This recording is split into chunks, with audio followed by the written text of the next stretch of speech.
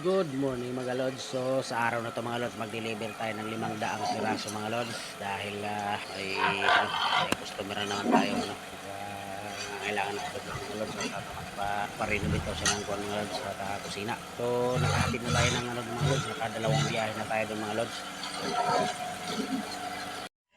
So bago natin ituloy yung mga lods, ating paghahakot mga lods.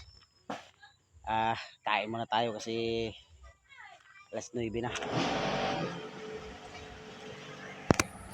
So, may nahatid na tayong may na-deliver na tayong 160. 80 lang kasi yung karga natin mga lods at di naman na kaya ng sasakyan natin. Mausok na pagkakwan. Sobrang bigat yung dala. So, kain mo tayo mga lods. At ang ulam natin ngayon mga lods ay ang sinabawang itim na manok mga lods. So, yummy. So, ayan mga lods, kumain na rin sila mga at ang aking bibi mga lods, kumain na rin sila mga lods. Am-am.